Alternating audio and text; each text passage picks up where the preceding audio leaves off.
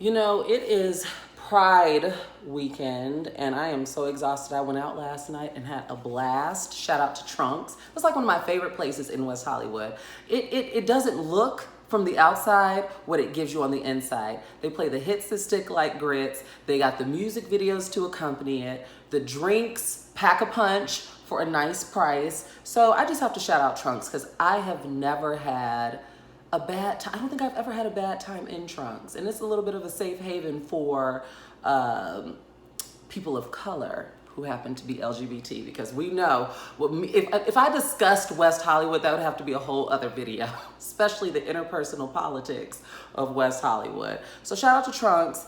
I got a chance to also shout out to Wendy Williams. Have you been on her Instagram? Wendy is currently on a 5-week hiatus from the Wendy Williams show, and she's been spending a lot of time here in Los Angeles.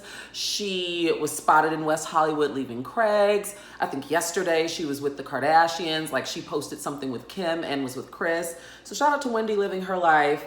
I checked out Black Mirror. Do you guys watch Black Mirror on Netflix? If you do not, you should. If you're into like sci-fi, toe the line, Twilight Zone type programming, you should. And the beauty about Black Mirror is you don't have to start from season 1, episode 1 to appreciate it, because each episode is its own individual story. So yes, what did you all think about those who watched? There were 3 episodes this season. I liked the first one. It stirred up quite a bit of controversy online. I think it was something with the video games. It's something with the Viper. I can't remember the title of it. That one was good. The only one that I didn't really care for was episode 2. And I enjoyed episode 3 too, with Miley Cyrus, Ashley O. I was thinking about Whitney. I was thinking about Britney. All of this stuff is believable. Black Mirror is really like a mind, you know, it toys with your mind. So shout out to Black Mirror. I would like to start this video out by, I guess, acknowledging that, you know, last week I addressed the murders of 3 Black trans women, and I struggled getting through that because I struggled articulating my disdain. I struggled articulating my hurt, my disappointment, my anger around that. And I've noticed, well, this past week alone, there has been a trans woman to die at the border. There's been a trans woman to die in Rikers. There has been a trans woman to be murdered in Detroit. There has been another trans woman to be murdered in the Dallas area. And there's been an influx of those type of stories, and coupled with an influx of everything else, of like racist stories. And so I have decided that for my own personal well-being, I need an influx of self-care. And so I want you all to know it's not that I am disregarding or making light of or potentially sweeping stories under the rug. I just know, I guess because I have so many of these conversations behind closed doors, I know I feel a responsibility to talk about them on my channel, but it's a little draining, and I'm learning to toe the line of not being an emotional martyr, because it's like, you all know certain stories, they have nothing to do with you, but everything to do with you. And as a Black trans woman, it stings every time, you know, something like this comes across my timeline. So rest in peace to everybody. But I want to let you all know that going forward, I may or may not address certain things because I just really have to protect my mental state right now. Like I have to be selfish. I know that sounds a bit assholey, but I have to be selfish with my emotions because I'm the only one that has to deal with the fallout of what, you know, or the repercussions of me not taking responsibility and getting in the driver's seat of my own emotions. Apollo Nida. It was 5 years ago. I think I made a video named Orange is the New Apollo. Also, shout out June 15th of this year, next Saturday, a week from today, will mark 5 years since I've been in Los Angeles, and it still doesn't feel that way. Oh my God, it feels more like 3. I can't believe how fast time has gone, but it seems like just yesterday I made the video titled Orange is the New Apollo, where Apollo was sentenced to, I believe it was 96 months in prison for conspiracy to commit mail, wire, and bank fraud. And he still owes $1.9 million in restitution, but he's out now and he's staying in a halfway house in Philadelphia for the remainder of his sentence, which should be over on October 15th. So welcome home, Apollo. You got two boys, the president and the vice president, and all that cuteness to deal with. He has a new fiance. And I wonder if Andy's gonna knock on his door, you know, for Real Housewives of Atlanta. Speaking of Real Housewives of Atlanta, this is just a little footnote. Did you all hear that Nene is suspended, allegedly? This is according to Love B. Scott. Nene Leakes is allegedly suspended for like half the season because of what she did last season. Remember when she attacked the cameraman for going in her closet when Candy and Portia were trying to go in her closet? Yeah, it's being alleged that Kenya is back. Phaedra, I think, will make an appearance, just not with Candy. I feel like Phaedra is going to show up because I feel like Andy's going to knock on Apollo's door. This is too good to miss out on. Too good to miss out on. So, Pose. We have so much good programming coming back. Queen Sugar is coming this week. Big Little Lies returns tomorrow. But, of course, I'm most excited about Pose. It returns Tuesday, June 11th on FX. Season 2, I'm a little bit nervous because I've been reading, you know, they've been interviewing, you know, Ryan Murphy and Janet Mock. And the overall idea that I've been getting about season 2 is that, like, for season 1, we wanted you to fall in love with characters, but season 2, we're going to deal with systemic things and the repercussions of them not, you know, prioritizing themselves or taking care of themselves. And it sounds like we're getting breadcrumbs to the waterworks. You know what I'm saying? Like, what I've been reading in the press is it sounds like people like Ryan and Brad and Steven and Janet are giving us, you know, breadcrumb warnings to basically grab your tissues. So this season premieres on Tuesday. It picks up in 1990. Remember, they're skipping 89. So it picks up in 1990, and I cannot wait. This show is just groundbreaking. I stand for Pose. I really do. I really do. It's so good. So good. Also on June 11th, you know, the Wearable Art Gala was on the 1st of this month, and it was sponsored by Disney, and the theme was The Lion King. And I am pleased to tell you that the OWN network will be airing, I don't know if they're going to be airing the whole thing or part of it, but June 11th, Sunday, June 11th Tuesday, June 11th at 10 p.m. Eastern, the Wearable Art Gala will be airing on the OWN network. Also, Sir John, who is Beyonce's key makeup artist, he collaborated with Luminous Cosmetics, and on the 15th, they're releasing the line. Everything ranges in price from $24 to $42. There's eyeshadow and contour and lipstick. And then, of course, we can expect The Lion King on July 19th, which is right around the corner, and I'm so excited because there was just a teaser, a trailer that was released that I'm sure you all saw by now, that we first hear Nala, we hear Beyonce, Simba, come home. Like, we hear it, you know, like, finally, as someone who's in the Hive, I've been waiting for this. So shout out to The Lion King, shout out to Wearable Art Gala.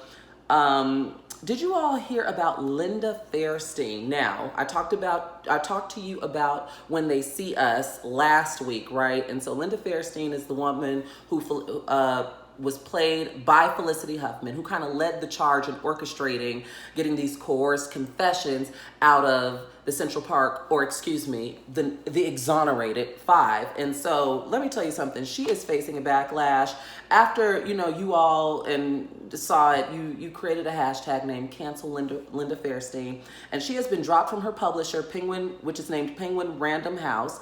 She's deleted her social media because that's how hot the block got. She's resigned from Safe Horizon, which was a victim type organization that she was on the board of. She resigned from Vassar College, which is her alma mater, and Glamour Magazine took back their Woman of the Year award that they gave her in '93. And that, I'm sure the pendulum is not done swinging. And to me, this is just a classic example, and yet another reminder of how you cannot escape what's coming to you. It's been 30 years since the Central Park 5 incident happened, and Linda has been flourishing, publishing 20 novels. She probably thought it was all behind her, but you cannot escape. Karma has no deadline. You can't escape what's due to you. And I don't mean to sound preachy-teachy, but it is true. It's just best to just do right by people and, you know, watch your energy, because it comes back and it manifests and shows up in different ways. And that is just the way the cookie crumbled. Did you all hear about T.I. versus TMZ? Now, I have my own thoughts about T.I., but that's unrelated to this. Turns out that Precious Harris, who I loved, if you follow me on Twitter and on my Facebook page, you know, it's all Char Says So.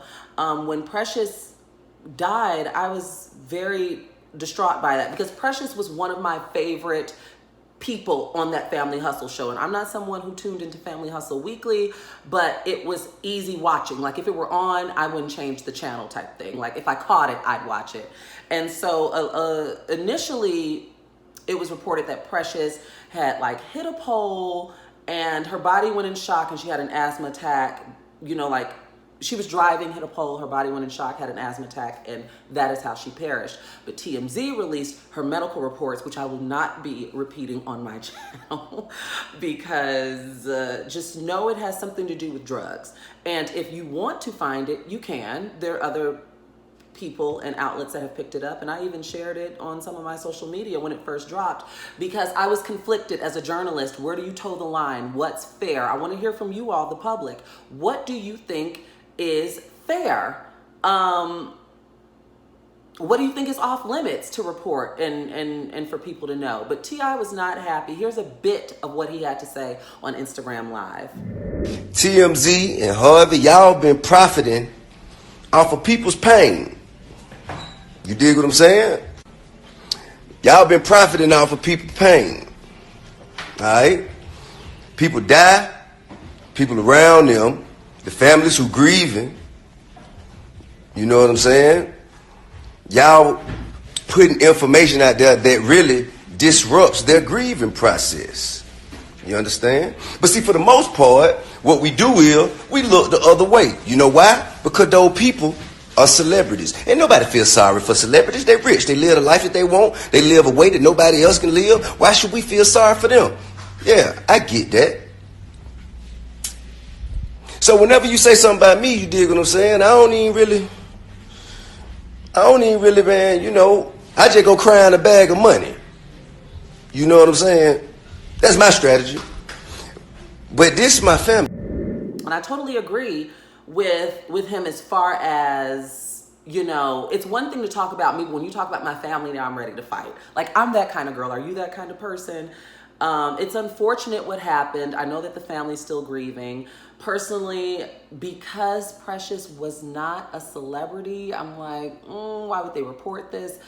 But it still did have, it has the amount of salaciousness. Keep in mind, TMZ is like a tabloid type news type site. You know, like the institution of TMZ is not based on, you know, getting things fair. But something did have to happen, because let me tell you, TMZ, I have never known them to issue an apology. They did a follow-up and issued like this lengthy like bio of Precious and an apology to T.I. and his family for running that story. So I wonder what happened. Some people are suspecting legal things. I'm suspecting other things, as far as like maybe an alleged threat or two to Harvey or someone. You know, when the streets get involved, you know, you got to watch that. So, yeah, what do you all think about that? It's unfortunate. It really is unfortunate. Last but not least, I wanted to talk to you about Leah Chase, who was the queen of Creole cuisine. Leah passed away on, Chef Chase, excuse me, because I don't have the license to call her Leah. Chef Chase passed away due to natural causes at the age of 96 on June 1st. And the last time I was in New Orleans was 2 years ago. And I wanted to go to the restaurant, but I ran out of time. I've been to New Orleans, of course, like more than at least 10, 11 times, but I've never eaten at Dookie Chase's, and I've never had the opportunity to meet Leah. But I distinctly remember in 2017 when I was there, I was like, I need to meet this woman. She reminds me a lot of my maternal grandmother, who also my maternal grandmother has been gone since 2012, but she passed at 99. You know, they've lived full lives. So, yes, rest in peace. And The Princess and the Frog was based off of Leah Chase. Like, you know, of course she didn't turn into a frog, but that was the inspiration, I should say, behind Disney's Princess and the Frog. So rest in peace, Chef Chase. And that's all I wanted to talk to you about this week. In the meantime, between time, take care of yourselves. Next week's video might be a little bit delayed, but we're working on it because I got to get my hair did and do some other things. But yes, be sure to rate, subscribe, comment. Let me know what you think. Follow me everywhere at Char Says So, and I'll talk to you all next week. Bye.